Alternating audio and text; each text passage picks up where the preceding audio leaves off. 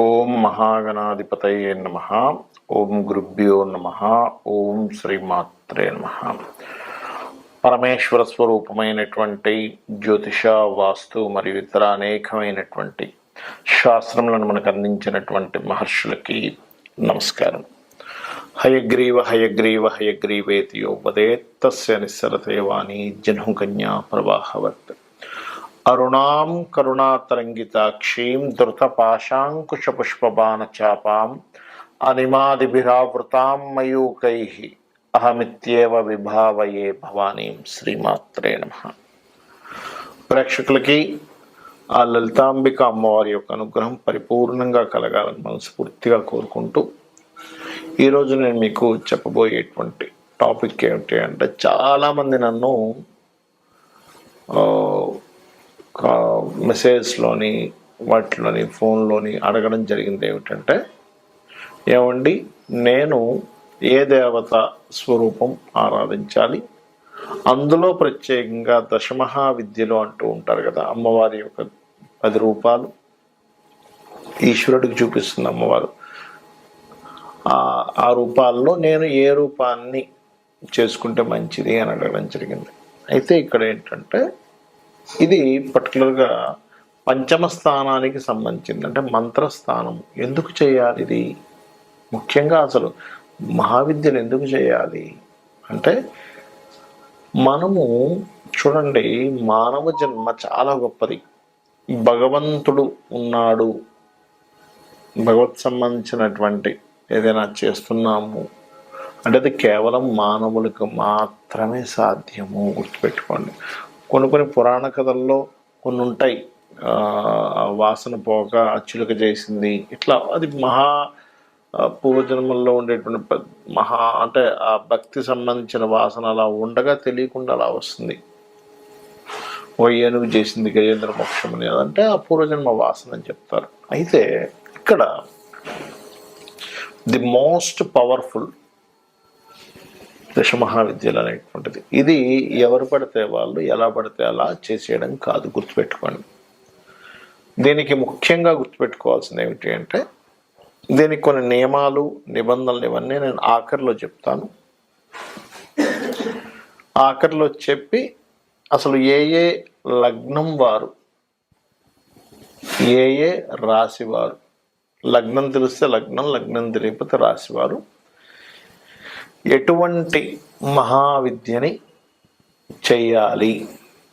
ఒకవేళ ఇది అందరూ డైరెక్ట్గా తీసుకొని చేయొచ్చు అనుకుంటారు, అలా కదా. ఎవరైనా గురువు దగ్గర పొందాలి. గుర్తుపెట్టుకోండి, ఫస్ట్ గురువు దగ్గర పొందాలి. గురువు దగ్గర నేను పొందలేను, నాకు గురువు లేరెవరు అనుకుంటే, బోధిపత్రం మీద ఆ యొక్క బీజాక్షరాలను రాసి, ఒకవేళ మీకు బోధిపత్రం కూడా దొరకలేదు, చక్కగా పేపర్ మీద రాసి ఈశ్వరుడి దగ్గర ఆ యొక్క బోధిపత్రాన్ని కానీ కాగితాన్ని కానీ పెట్టి, మీరు నీవే గురువుగా భావిస్తున్నాను స్వామి అని ప్రారంభించవచ్చు. ఇప్పుడు మనం ఒక్కొక్క లగ్నం, ఒక్కొక్క రాశి వారికి ఎవరెవరిని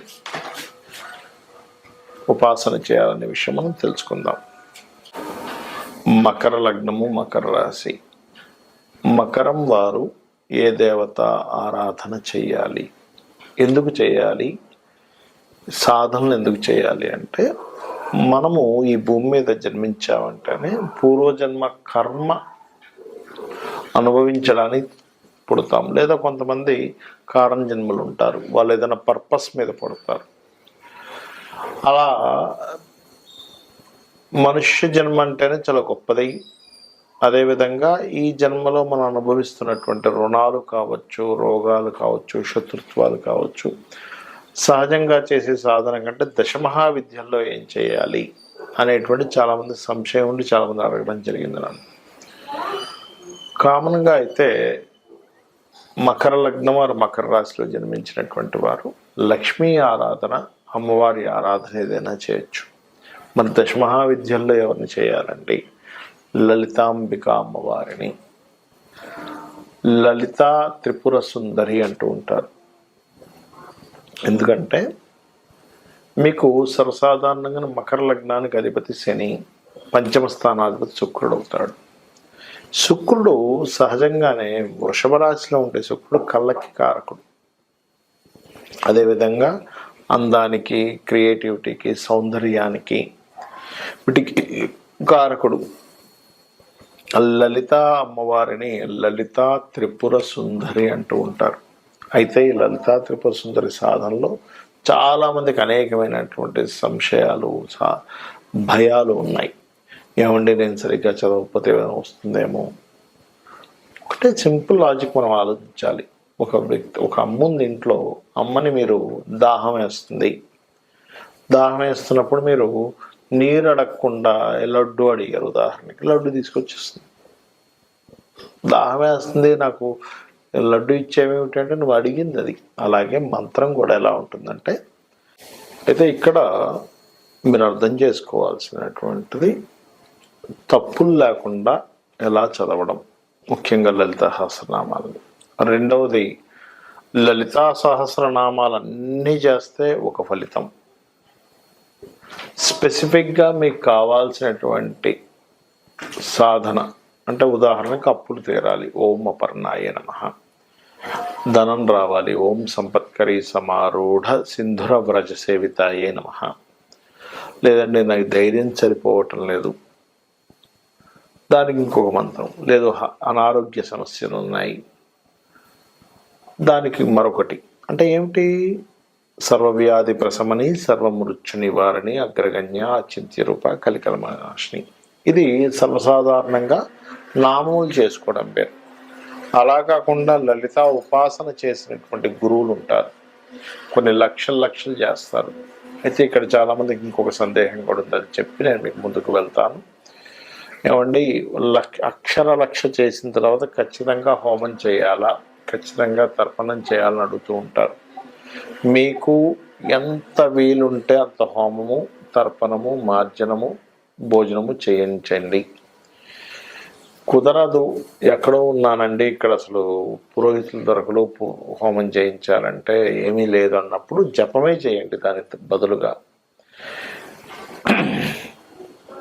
కాబట్టి ఈ లలితా త్రిపుర సుందరి అమ్మవారికి సంబంధించిన బీజాక్షరాలు తీసుకున్నట్లయితే బీజాక్షరాలకు సంబంధించినటువంటి చేయాలి. అయితే ఇక్కడ ఎప్పుడు కూడా సాధన అనేటువంటిది, మీరు ఒక దేవతా స్వరూపాన్ని, ఒక అమ్మవారిని పట్టుకొని మీరు సాధన చేస్తున్నారంటే ఆ అమ్మవారిలో ఉండే లక్షణాలు మీరు వాటిని ఓన్ చేసుకోగలగాలి. లలితా త్రిపుర సుందరి అంటే ఏమిటి? ఆ అమ్మవారికి అభయహస్తము, వరదహస్తము చూపించదు, కేవలం పాదాలు ఉంటాయి. అంటే ఆదిశంకరాచార్యులు వారు చెప్తారు, అమ్మ నీకు అభయహస్తము, వరదహస్తము అక్కర్లేదు, కేవలం నీ పాదాలను ఆశ్రయిస్తేనే మాకు అన్నీ సిద్ధిస్తాయి అని. అదేవిధంగా ఆవిడ చేతుల్లో అంకుశము, పాశము, పూల బాణాలు, అదేవిధంగా అమ్మవారి యొక్క చెరుకు విల్లు, అంకుశము, పాశము, పూల బాణాలు ఉంటాయి. ఇక్కడ ఏంటంటే మనం అర్థం చేసుకోవాల్సినటువంటిది, ఎందుకంటే చెరుకు విల్లు ఎందుకు ఉంది, పూల బాణాలు ఎందుకు, నార్మల్ బాణాలు ఉండొచ్చు కదా. అంటే లలితా ఉపాసన చేసినప్పుడు ఏమవుతుందంటే, నువ్వు ఎవరితోనైనా సరే యుద్ధము చేసినప్పటికీ కూడా చాలా ఆడుకున్నట్టుగా, చాలా ప్రశాంతంగా చేయగలుగుతావు నీ లైఫ్లో. అదేదో పెద్ద కష్టమైనటువంటి యుద్ధంగా భావించవు అసలు. నీ భావన మారిపోతుంది, నీ ఆలోచన విధానం మారిపోతుంది, నువ్వు చూసే కోణం మారిపోతుంది. ఇది చాలా చాలా ఈజీ అయిన విషయం, చాలా సింపుల్ అయిన విషయం అనేటువంటి తత్వంలోకి వెళ్ళిపోతావు నువ్వు లలిత అమ్మవారిని ఉపాసన కనుక ఎంత చేస్తూ ఉంటే. ఎందుకంటే దీని మీద ఒక ఉదాహరణ చెప్తాను నేను మీకు. ఒక వ్యక్తి ఏదైనా సరే భయపడేవాడు. ఆయన వ్యాపారం చేయాలంటే భయం, ఏ వ్యాపారం చేయాలన్నా అందులో ఉండేటువంటి మైనస్ని వెతుక్కుంటూ పట్టుకునేవాడు. ఈ వ్యాపారం చేస్తే ఈ కష్టాలు వస్తాయి కదండి అని. ఏం మాట్లాడాలన్నా అమ్మో ఈ మాట మనం మాట్లాడితే రేపు పొద్దున ఏమవుతుందో. ఆ తత్వం ఉన్న వ్యక్తికి నేనేమన్నానంటే, ఏమండి ఇలా కాదు, మీరు లలితా సహస్రనామాలు వినండి. కేవలం మీరు చదవాల్సిన అవసరం కూడా లేదు, యూట్యూబ్లో పెట్టుకొని చక్కగా సాధనలో వినండి. అది ఒక సంవత్సర కాలం జర్నీలో నేను మీకు బాగా మీరు బాగా అర్థం చేసుకోండి. ఏంటంటే ఏదో ఒక రోజులో, 2 రోజుల్లో, వారం, 10 రోజుల్లో రాదు. ఒక సంవత్సర కాలం జర్నీలో అతనిలో ఎంత మార్పు వచ్చిందంటే, ఇటు నుంచి ఒక పెద్ద పులి పరిగెట్టుకుంటూ వస్తుందన్నా సరే ఆయన ప్రశాంతంగా ఉంటే, ఆహా అవునా సరే లేచి వెళ్ళిపోదాం. కంగారు పడ్డం కానీ అవతల వ్యక్తితో ఇంతకుముందు చిన్న చిన్న విషయాలకి ఎమోషనే గొడవ పెట్టేసుకునేవాడు.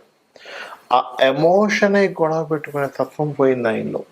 ఎందుకు అంటే త్రిపుర సుందరి అమ్మవారి యొక్క అనుగ్రహం అటువంటిది.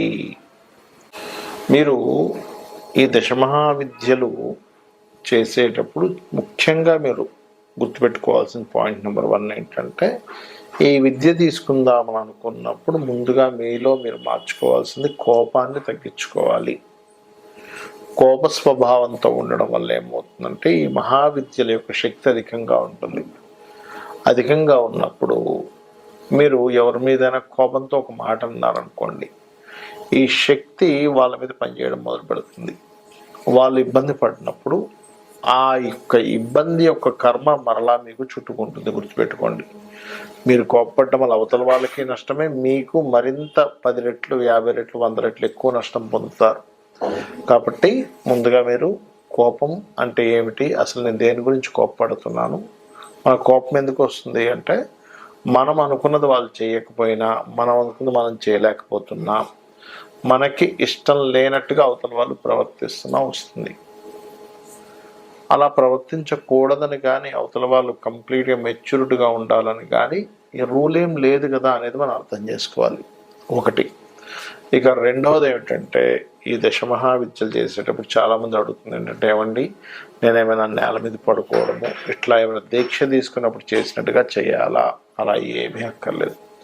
చక్కగా మీరు నిత్యం మీరు చేసేటువంటి పనులు సాంసారికమైనటువంటి జీవితంలో ఉన్నట్లయితే సాంసారిక జీవితం చేసుకుంటూ కూడా చేయొచ్చు. దీక్ష తీసుకోవడం వేరు. 40 రోజులు మండలం పాటు దీక్ష తీసుకొని కఠోరంగా చేస్తారు కొంతమంది, రాత్రి పగలు అదే పనిగా చేస్తారు. అలాంటప్పుడు మాత్రం నేల మీద నిద్రించడము, మాంసాహారం తీసుకోకపోవడము, అదేవిధంగా ముఖ్యంగా కొన్ని బ్రహ్మచర్యాలు పాటించడం, ఉదయం సాయంత్రం నిత్య పూజ చేయడము, ఇట్లా ఎలా అయితే మనం అయ్యప్ప స్వామి దీక్షకి, లేకపోతే అమ్మవారి దీక్షలకి, ఆంజనేయ స్వామి దీక్షలకి ఎలా చేస్తామో ఆ రకంగా చేయాలి. ఒక ముఖ్యంగా మూడో విషయం ఏమిటి అంటే, చాలామంది చేసే పెద్ద మిస్టేక్, 2 రోజులు చేస్తే 3 రోజులు మానేస్తారు. అసలు అది మీరు జీవితాంతం చేసిన సరే వృధా. ఏ మంత్రాన్నైనా సరే గబగబా వెళ్తారు, గురువు దగ్గర మంత్రం తీసేసుకుంటారు, నాకు ఫలానా చేసేయాలని ఉందండి, తీసుకుంటారు. చక్కగా 2 రోజులు, మహా అంటే బలంగా 10 రోజులు, తర్వాత మర్చిపోతారు. మర్చిపోయి ఎప్పుడో జ్ఞాపకం వస్తుంది, వారానికో 10 రోజులకు, 4 రోజులకు వస్తారు, అప్పుడు మాత్రం చేస్తారు. చేసి ఏమంటారంటే, ఏమంటే నేను తీసుకున్నానండి, మాతంగి తీసుకున్నానండి, బగలాముఖి తీసుకున్నానండి, తార తీసుకున్నానండి, ఏమిటో మరి నా జీవితం ఎలా ఉందంటారు. ఎలా ఉంటుందండి? ఒక మనిషి ఒక జిమ్కి వెళ్తే, రోజు వెళ్తే అతనికి చక్కగా బాడీ ఫిట్నెస్ వస్తుంది. 10 రోజులు వెళ్ళి 20 రోజులు మానేసి మళ్ళీ 2 రోజులు వెళ్ళి 4 రోజులు మానేస్తే ఎలా అవుతుంది? అదేవిధంగా సాధన చేయుమురా నరుడా, సాధ్యము కానిది లేదురా అంటూ ఉంటారు. మనకు పాట కూడా ఉంది. అంటే సాధన నిత్యము ఉండాలి. నిత్యము నిత్యము నిత్యము నిత్యం. మీరు ఎంత నిత్యము సాధన చేస్తే అంత ఖచ్చితంగా రుజువు అవుతుంది. మీరు చూడొచ్చు దశమహావిద్యలు ఎంత పవర్ఫుల్ అంటే, అమ్మవారు సాక్షాత్ మీకు దర్శనం ఇస్తుంది. సాక్షాత్ దర్శనం ఖచ్చితంగా జరుగుతుంది. నా అనుభవంతో చెప్తున్నాను. కొన్నిసార్లు ఈ దశమహావిద్యలు చేసేటప్పుడు ధ్యానంలో ఉండగా కొన్ని పరీక్షలు కూడా జరుగుతాయి. మనకి కొన్ని శబ్దాలు వినిపిస్తూ ఉంటాయి. అలాంటి శబ్దాలు వినిపించినప్పుడు కొంతమంది భయపడి ఆపేస్తారు. అమ్మ దగ్గర ఉన్నాము అనే భావంతో ఉండాలి. అమ్మ దగ్గర మనకు భయం ఎందుకు? కాకపోతే ఆ రూపం, అమ్మవారి యొక్క రూపాలు, రకరకాల రూపాలు ఉన్నాయి. అయితే ఇక్కడ మీరు అర్థం చేసుకోవాల్సింది ఏంటంటే, దశమహావిద్యల్ని నేను బాగా సాధించేసి పొందిన తర్వాత నేను ఎలాంటి వాటికి వాడొచ్చు అని కూడా చాలామంది అడిగారు నన్ను. ఒకటే గుర్తుపెట్టుకోండి, దశమహావిద్య, ముఖ్యంగా ఈ దశమహావిద్యలు ఏవైతే ఉన్నాయో, చిన్నమస్తా కావచ్చు, తార కావచ్చు, భైరవి కావచ్చు, బగలాముఖి కావచ్చు, మాతంగి కావచ్చు, అలాగే కాళీ కావచ్చు, ఏవైతే ఉన్నాయో ఇవన్నీ కూడా మీకు రక్షణని ఇస్తాయి. గుర్తుపెట్టుకోండి. ఎలాంటి రక్షణ ఇస్తాయి అంటే, పూర్వజన్మల్లో మనకు తెలుసో తెలియకో చేసినటువంటి కర్మని దగ్ధం చేస్తుంది. ఎంతమంది అప్పులు పాలవుతున్నామండి, పెళ్ళిళ్ళు అవ్వట్లేదు, లేకపోతే పలానా ఉద్యోగంలోనే నేను వ్యాపారం నడవట్లేదు, ఇలా 1, 2 అని కాదు, పలానా వాళ్ళతో విమర్శలు ఎదుర్కొంటున్నాను, లేకపోతే నా ఫ్యామిలీని నేను ప్రొటెక్ట్ చేసుకోలేకపోతున్నాను, వీటన్నిటికీ కూడా మీకు పరిపూర్ణమైనటువంటి రక్షణని ఆ అమ్మవారు ఇస్తుంది. అమ్మ అంటేనే రక్షణ శక్తి, రైట్. అయితే ఇది చాలామంది ఏమంటుంటారు అంటే, ఏమండి మరి నాకు జాతకం తెలియదు, ఏమి తెలియదు, ఏం చేయాలి? ప్రశ్న ద్వారా తెలుసుకోవచ్చు. అంటే మీరు అడిగిన సమయానికి పంచమ స్థానంలో ఎవరున్నారు, పంచమాధిపతి ఎవరు, దాన్ని బట్టి కూడా తీసుకోవచ్చు. ఇది గుర్తుపెట్టుకోండి. పంచమ స్థానంలో రవి ఉంటే అప్పుడు మీరు 1, చంద్రుడు ఉంటే 1, అలా రకరకాలుగా మారుతూ ఉంటుంది. దాన్ని బట్టి మీరు సాధన చేయవచ్చు. సాధన చేసి కొన్ని వేల లక్షల మంది ఎంతో గొప్ప స్థితికి వెళ్ళిన వాళ్ళని నేను చూశాను. సాధన అని చెప్పి మొదలుపెట్టి అంతంత మాత్రంగా చేస్తూ వాళ్ళకి అర్థం కాని స్థితిలో ఉన్న వాళ్ళని నేను చాలామందిని చూశాను. కాబట్టి మీకు నిజంగా అమ్మవారి అనుగ్రహం కావాలి అని అనుకుంటే సాధన చేయండి. మీకు మీరే అసలు భగవత్ శక్తి ఎలా ఉంది అని చెప్పి ఆశ్చర్యపోతారు. అద్భుతాలు జరుగుతాయి మీకు. శ్రీమాత్రే నమః.